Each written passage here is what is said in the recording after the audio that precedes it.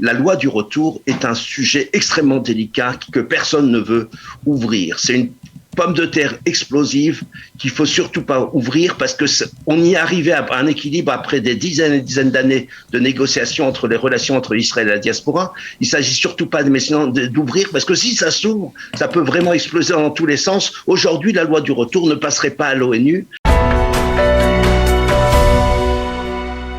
Nous avons le plaisir d'être en ligne avec le docteur Dov Maimon. Dov, bonjour, Boker Tov.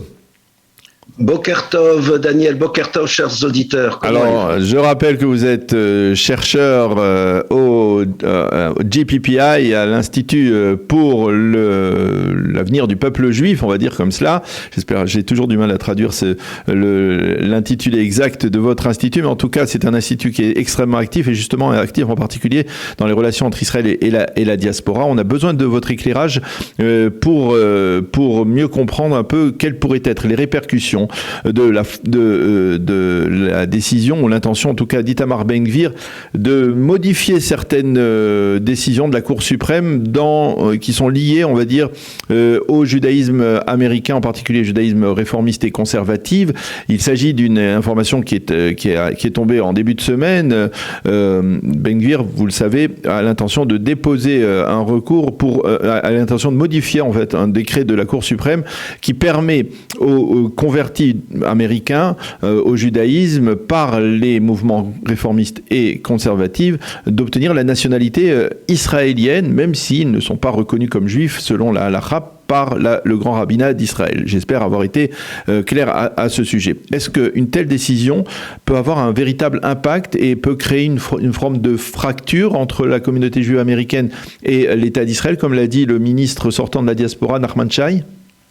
Voilà. Donc, vous avez raison que si réellement c'est quelque chose comme une insulte envers le judaïsme américain qui est à plus que 70% libéral, donc qui n'est pas orthodoxe. Et donc, dire une chose pareille, apparemment, c'est quelque chose de provocateur et qui pourrait blesser et qui pourrait atteindre et heurter les relations Israël-diaspora. Il faut quand même savoir qu'au niveau des faits, on a à peu près 3000 immigrants par an qui viennent en Israël des États-Unis. Parmi eux, 90% sont orthodoxes ou ultra-orthodoxes. Ça veut dire qu'il n'existe pratiquement pas, peut-être une dizaine, une quinzaine par an qui viennent, qui seraient des gens qui seraient convertis par l'effort réformé. Ça veut dire que ça n'existe pratiquement pas. Il s'agit d'un non-sujet. Il s'agit d'un non-sujet et qui, en vérité, c'est plus au niveau du déclaratif. On a Monsieur Ben-Gvir qui arrive en Israël, qui a été élu parce que à la suite on a l'impression en Israël, beaucoup de gens en Israël ont l'impression que les Arabes relèvent la tête, commencent à prendre trop de place, commencent à vouloir dire que c'est eux les patrons. Alors il a installé 6 mesures, il a appelé à 6 mesures pour avoir ce que le New York Times a appelé hier un sionisme religieux musclé. Mais c'est au niveau du déclaratif, c'est au niveau des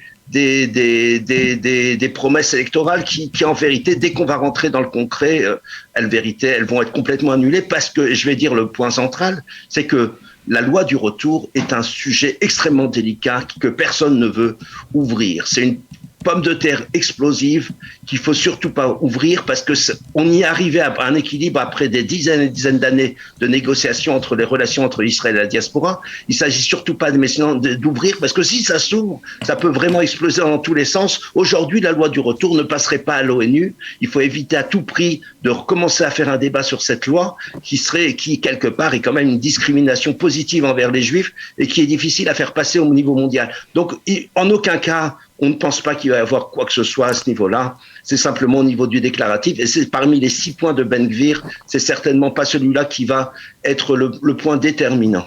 Par contre, on sait que Binyamin Netanyahou a eu quelques difficultés dans ses relations avec cette partie importante du judaïsme américain qui sont représentés par les mouvements conservatifs et réformés durant tous ses mandats précédents, durant les 12 années où il a été Premier ministre. Et on se souvient en particulier de sa rétroposition, de sa marche arrière face à ce qui avait été appelé le mitvé du Kotel, c'est-à-dire l'accord qui avait permis de créer une esplanade esplanade pluraliste en contrebas du mur occidental, c'est-à-dire devant le mur occidental, mais en contrebas de l'actuelle, la traditionnelle esplanade, ça avait suscité de la colère de ces mouvements.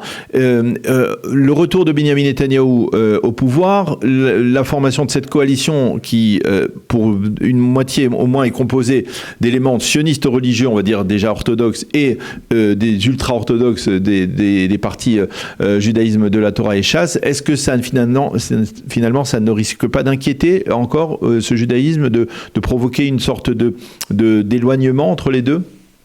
Alors, peut-être que ça va heurter les Juifs américains, c'est ce qu'ils disent et ce qu'ils prétendent. En fait, il faut savoir que les relations entre Israël et la diaspora sont des relations asymétriques.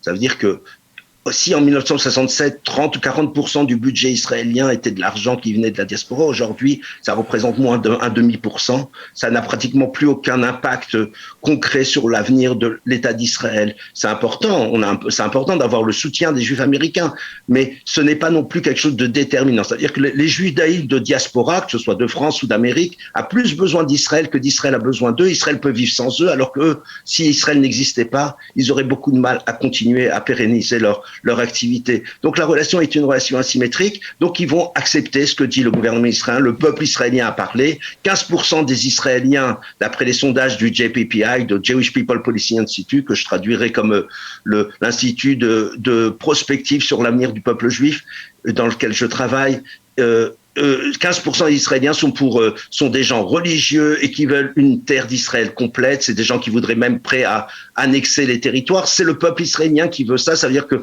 en Israël, et là vous avez un point essentiel, Daniel, cette idée-là que le judaïsme israélien est en train de devenir de plus en plus traditionnaliste, de plus en plus religieux et de plus en plus national, de plus nationaliste, patriote. Et d'un autre côté, le judaïsme américain, la jeunesse juive américaine est de plus en plus vers ce qu'on appelle un esprit mondial post-religieux, post-national. Donc on a un détachement, ce qu'on appelle tout le discours du détachement qui se passe et c'est quelque chose qui ça veut dire tout simplement on a deux populations adultes qui se vivent une à côté de l'autre. C'est pas du tout le cas pour le judaïsme européen, mais c'est aussi un peu le cas aussi en Europe où on a un judaïsme qui commence à se dire nous ne voulons plus vivre être les otages de l'État d'Israël, nous voulons nous définir par nous-mêmes. Donc on va avoir une petite tension. Rappelons-nous quand même Ron Dermer, qui était l'ambassadeur aux États-Unis de Bibi Netanyahou et qui était aussi son porte-parole, avait dit écoutez, moi je suis plus intéressé par les évangéliques,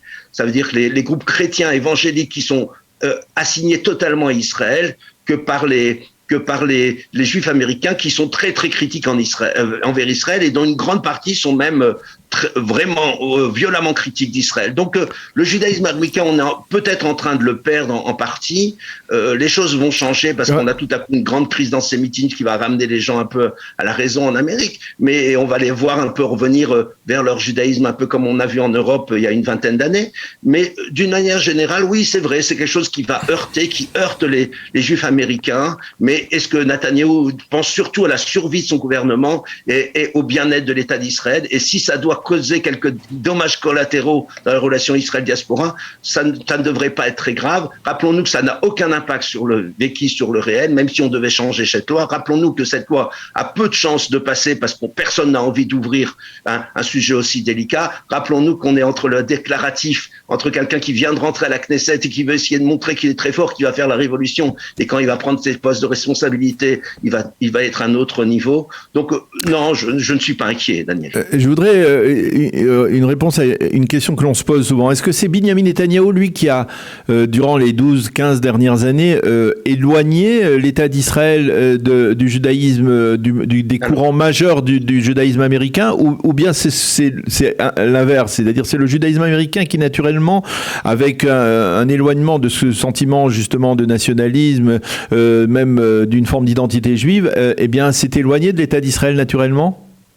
Voilà. La tendance de fond, c'est donc un éloignement structurel qui est lié au fait que le vécu d'un juif américain de 18 ans n'est pas le même qu'un jeune israélien qui va aller à l'armée et risquer sa vie pour son pays, que le nationalisme et le patriotisme est quelque chose de fondamental en Israël quand on voit encore des attentats et la violence et on est entouré par 400 millions de personnes qui nous aiment pas beaucoup. Donc c'est structurel. À part ça, la période où on a vu la période où il y avait Bennett et Lapid au gouvernement, on rapprochait les juifs américains qui sont sentis bien plus à l'aise, qui ont tout à coup voulu rétablir et renforcer. Donc il est possible de faire quelque chose, il est possible de renforcer les liens, d'éviter ce délitement. Et il y a des actions qui sont faites dans ce sens et c'est très important qu'on le fasse.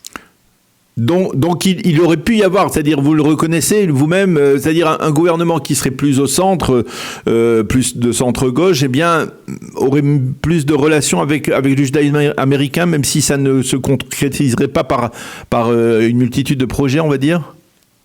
Oui, mais il faut savoir qu'on a, ça veut dire, il faut se traduire par des actes, il faut se traduire par des groupes de rencontres, il faut se traduire par des voyages, il faut rencontrer les Israéliens. Quand un jeune Israélien rencontre un jeune Juif américain, il se passe quelque chose qui est de l'ordre du magique et qui fait que tout à coup ils se sentent une proximité incroyable malgré leurs différences. Et ça, c'est la magie du peuple juif, c'est la magie de l'âme juive quelque part. Et on le connaît tous à travers tous les programmes de rencontres et que c'est quelque chose de sublime et qu'il va falloir renforcer et continuer. Maintenant, c'est vrai que la tendance de fond va être une continuité de cet éloignement parce que le judaïsme israélien va devenir de plus en plus religieux. C'est la démographie qui dit ça, de plus en plus nationale, parce qu'ici on est quand même entouré par des gens qui nous aiment pas. Donc ici évidemment l'identité nationale, un peu comme en Ukraine ou dans d'autres endroits ou en Tchéquie, l'identité nationale est fondamentale, elle est structurelle de ce pays. On peut pas vivre sans. Alors qu'aux États-Unis,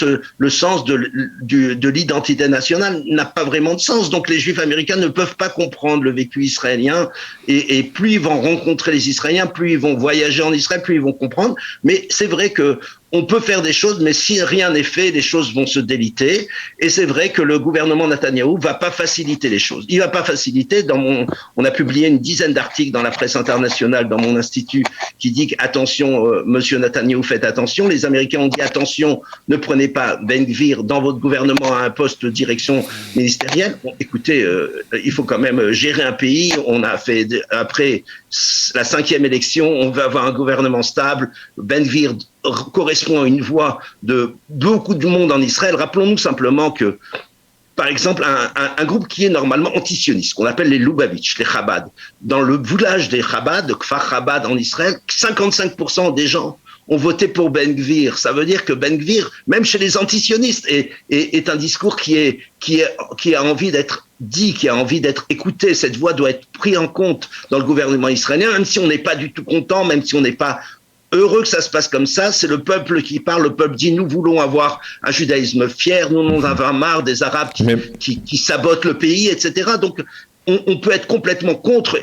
l'idéologie de Ben Gvir, mais de facto, évidemment, Ben Gvir a sa place en Israël et peu importe ce que vont penser les Juifs de diaspora.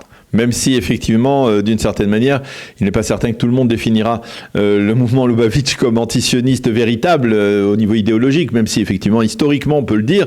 Aujourd'hui, c'est peut-être pas la connotation, la définition la plus précise, on va dire, du mouvement Lubavitch. Peut-être certains de nos amis Lubavitch pourront réagir Daniel, à vos déclarations. Vous avez tout à fait raison. Évidemment, quand je disais, il se définit comme mouvement antisioniste, mais quand 55% de ses membres votent pour un parti c'est la preuve, je dirais, d'un sionisme religieux musclé, on voit bien qu'il y a un écart encore une fois, entre le déclaratif et le vécu. Le vécu, il est simple. Le vécu, et là, c'est qu'en Israël, on veut un pays juif qui soit avec une démocratie parlementaire, mais d'abord et avant tout, on veut un pays juif. Après 2000 ans d'errance où on a enfin notre souveraineté, un peu comme la Tchéquie, la Roumanie, la Hongrie ou la Pologne, ou l'Ukraine, bien entendu, ces pays veulent d'abord avoir leur souveraineté. On préfère être le plus démocratique possible, mais il faut quand même veiller à ce que ce pays fonctionne. Pour fonctionner, il faut avoir un projet sociétal partagé. Et ce projet sociétal, évidemment, c'est un pays qui sera de plus en plus